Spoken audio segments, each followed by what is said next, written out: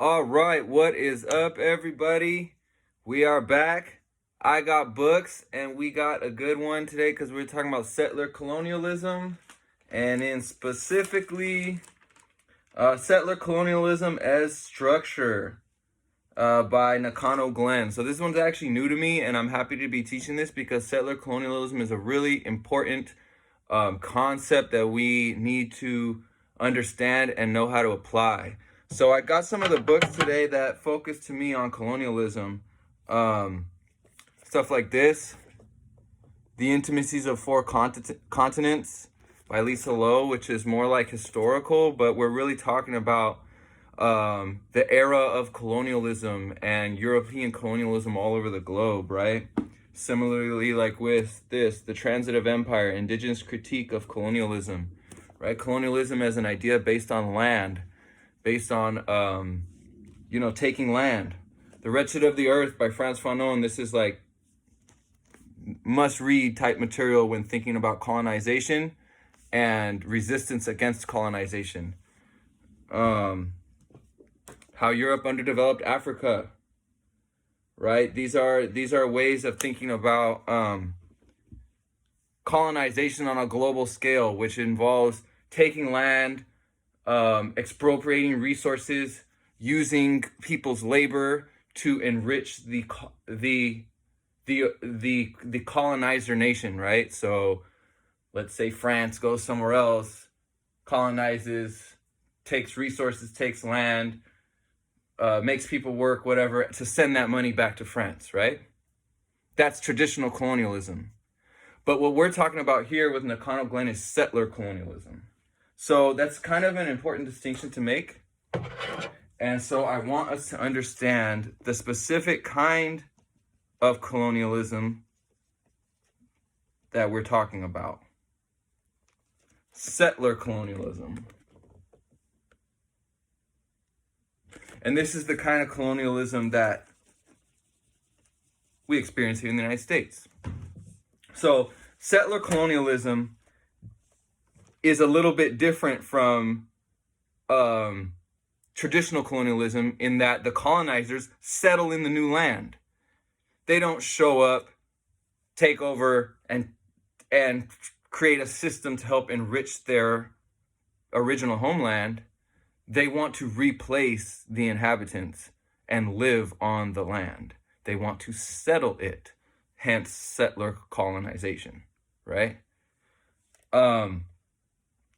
So, you think of the English settlers in the United States and the imposition of patriarchy, private property, and Christianity, similar to the Spanish or the French, but this emphasis on settling, and not mixing really with the indigenous either. Entire families coming from England to settle in the so-called New World, right? Yeah. So in a settler colonial project, if the goal is to take the land and replace the people, then what happens to the people? And so, Nakano Glenn talks about what happens to the people. And that's when you talk about either physical genocide or cultural genocide or cultural assimilation, as some might say, right? But the important part is that Nakano Glenn is talking about settler colonialism not as a thing that happened or an event, but as an ongoing structure, something that continues. So if colonialism is the ongoing structure, the way out of colonialism is decolonization. That's the goal. Decolonization. And also race and gender justice. And she talks about why those two things are connected. Decolonization and race and gender justice are connected and can help us form cross-group alliances. Liberation, not liberal inclusion. We don't want to be included in an unfair structure. We want liberation from the unfair structure, right? The difference between liberation and inclusion. And she talks about decolonial thinking, border thinking, changing the way our minds and our impulses have even been structured by the colonial system that we have grown up in and been a part of and things like that. Um, so she gets into a few different types of colonialism that I'll just touch on real quickly. One is Robert Blauner's 1967 internal colonialism, which I think is important. So I'm going to touch on it. Internal colonialism is a way of thinking that has been kind of influential. Like, so for example, in the Chicano movement in the 1960s and 70s until the present day, internal colonialism basically refers to the ways that some groups in the United States, their initial entry into the US was actually forced, not willing.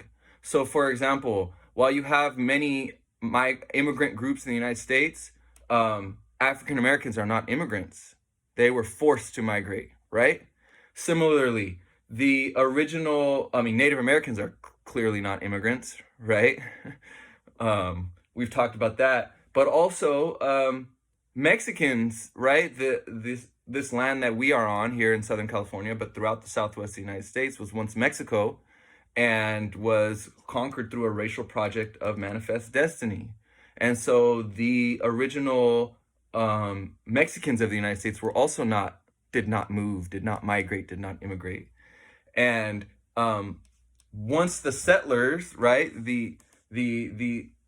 let's take Mexicans in California as an example. Once the settlers became the dominant majority in the Southwest, then you had these little communities of Mexicans kind of insular and cut off from each other and surrounded by Anglos and treated unfairly. So their communities basically functioned as little colonies, and they worked for Anglo businesses and they bought from Anglo businesses often, might have had their own as well, but like a lot of money is leaving the community and being funneled into the Anglo community. So it's functioning like a colony, but it's not separate, it's internal. It's a colony within a colony, sort of, if that makes sense. And so that became one way to understand not only the experiences of segregated neighborhoods in African American communities, in Chicano Latino communities, and as well as Asian Americans and Native Americans, this idea of internal colonialism that has the ability to unite and create those cross-group alliances that Evelyn Nakano-Glenn is talking about. So, for example, like a book like this, Black, Brown, Yellow, and Left, Radical Activism in Los Angeles by Laura Pulido, talks about the ways that these groups were using settler colonialism as a way to understand the similarities between themselves and organizing along those lines, right? Creating those cross-group alliances with, colonialism as the common enemy, okay? Yeah, so all this is a little bit different from what some of the other people are saying, like Omi and Wanat or Bunia Silva, other authors that we're talking about, because while it's about race, yes, but it's about these historical relationships between groups, relationships of colonization and exploitation or oppression.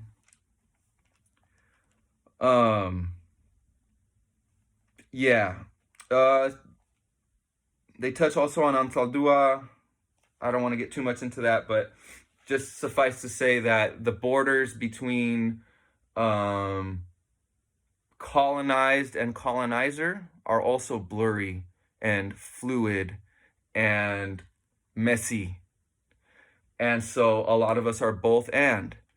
And so there are also ways of thinking about colonialism like that, which really gets at the nuances of our identities and the realities that we live. If you want more on that, I would point you to Chicana feminism, people like Gloria Antaldua, Borderlands, stuff like that. But there's more there too. Yeah, so settler colonialism, it's different from the classic colony, like I said, because the colonists don't return to where they came from. They stay and they settle. So, they want to either remove or assimilate the natives. They want to secure the land for the settlers. They want to extract resources And sometimes they even want to turn people into property in the case of, chattel slavery in the United States, you know? And so there's a lot of examples of, you can think about the ways that this has happened to different groups, and we can understand the common thread being colonialism, right? Yeah. So, yeah, the establishment of patriarchy, private property. When we start about private property, we're talking about capitalism too. So we could also talk about the ways that the economic system of capitalism is deeply intertwined with colonialism or sprouts from it. And yeah, what do you do with the natives? It's genocide or it's cultural assimilation, and we can see those things happening among different groups as well. And she also talks a lot about how settler colonialism, U.S. settler colonialism, is also a race gender project. So part of the assimilation involves enforcing new gender norms, new family structures. So you think about, for example, the Colonel Richard Pratt, founder of Carlisle Indian School. The goal is to impose social death on the Indian. Kill the Indian, the idea of kill the Indian, save the man, which folks have probably heard. It's the idea of creating a new culture among cultural death, native cultural death, even if the body lives. And so part of that is all new styles of living. So patriarchy, the nuclear family, teach women to focus on the household and desire material goods, which would then impel men to quit being lazy and work to buy them, right? So imposition of a new system of work and of consumption that would replace a nomadic hunter-gatherer lifestyle or an agricultural lifestyle or whatever traditional forms of subsistence may have existed. So the colonial project is all-encompassing, right? It's economic, it's racial, it's cultural, and it's sexual, and it's gender. So this imposition of heteropatriarchal nuclear domestic arrangement, right, is part of this race-gender project. But importantly, the settlers also emulate the indigenous because they desire the colonized for their sexual liberation and attunement with nature. So you have this slippage in colonizer identity, and you can see that definitely in the United States. The way that the United States has historically oppressed Native Americans, but also held up the Native Americans as this like exemplar of nobility sometimes and things like that. Like sometimes savage and sometimes the noble savage. But this like, you can see it in the ways that Native American imagery is so common in the United States and that sort of thing. Even as there's, this whole history and present day of genocide and oppression and land theft. But settler colonialism must disavow that violence in order to continue, right? In order to continue and to be seen as legitimate. I mean, how do we get to the point where whiteness becomes synonymous with American identity? And the indigenous are seen as the other. How, right? Well, that's how that happens, through this process of settler colonialism, this process of replacement, right? Yeah, and they argue here that slavery is a triad that brought together the industry of the white settler, the land of the dispossessed, or the land of the dispossessed, the dispossessed native land, and the forced labor of enslaved African Americans, all for white American wealth. And that together, that whole slave system is still based on settler colonialism, because where did the land come from, right? And then they talk about two specific groups, the Mexican and the Chinese in the United States, and talk about how all these things worked. It's gendered. So for example, the Southwest takeover, right? As we know, the Southwest United States was once Mexico, and the takeover of the Southwest has led to a lot of things, right? So here's some books that focus specifically on that. Here's Coyote Nation, talking about New Mexico between the years of 1880 and 1920, as it's kind of like transitioning from being Mexican to quote unquote American, but never loses its real Mexicanness, and to this day still hasn't, right? Across the Great Divide, cultures of manhood in the American West, right? Again, the way this stuff is gendered. 1850 to 1890, the Los Angeles Barrio, right? Los Angeles becomes part of the United States in 1848. So what happens directly after that to form a barrio, an internal colony of Mexicans, right? An internal exploited colony. You know, city of inmates, the way natives, Mexicans, and homeless white men mostly started the largest prison system in the world, in the country, in the state of California. All this stuff coming directly after the colonial project, right?